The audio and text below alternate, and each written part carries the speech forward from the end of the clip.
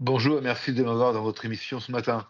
Il y a effectivement une intensification des frappes ce matin dans les ciels de Téhéran.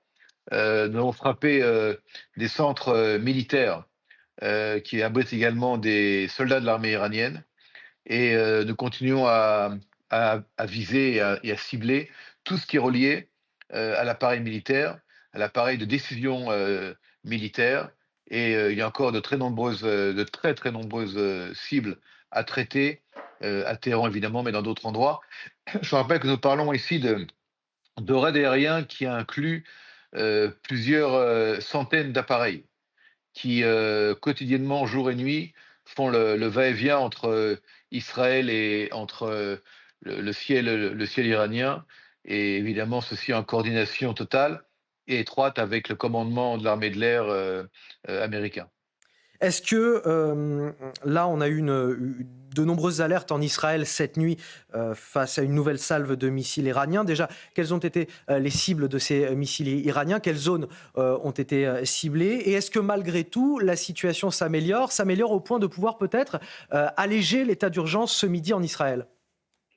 La nuit a été très dure pour Israël au niveau des il y a eu trois alertes en pleine nuit, donc la majorité des Israéliens, soit à Jérusalem ou dans le centre d'Israël et dans d'autres endroits également, ont dû courir vers les abris. Il y a effectivement relativement en nombre moins de tirs de missiles, mais il y a encore des tirs de missiles. C'est-à-dire qu'ils tirent moins de missiles, moins de missiles par salve pour, semble-t-il, essayer comment dire, de de sauvegarder un nombre important de missiles toujours à tirer. Nous avons également, éliminé des centaines de lanceurs, de missiles balistiques iraniens, mais la menace n'est pas du tout encore, écartée, et l'allègement est dû au fait qu'il y a, comment dire?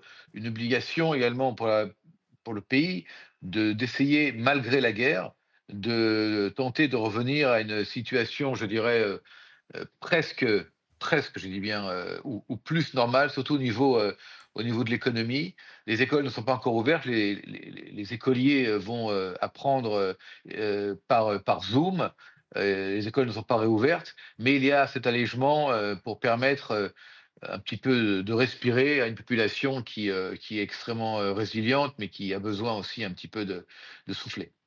Colonel Rafovitz, un dernier mot, peut-être sur le front nord, d'Israël. La nuit dernière, le sud de Beyrouth a été, une nouvelle fois, ciblé au Liban contre le Hezbollah. Que pouvez-vous nous dire, cette fois sur ces frappes?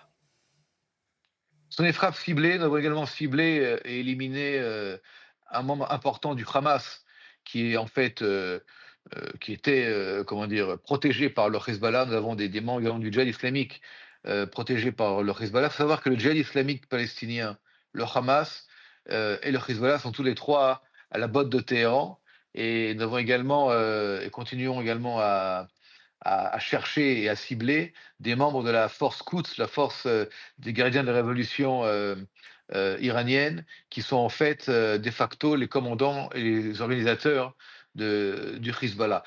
Mais ce que je voudrais également vous dire, c'est que nous avons lancé et nous réitérons un appel d'évacuation de toute la population libanaise du sud Liban au sud du fleuve Litanie pour leur protection, parce que les attaques du Hezbollah ont continué, et nous réagissons très fermement et nous continuerons à réagir très fermement pour que cette menace du Hezbollah cesse.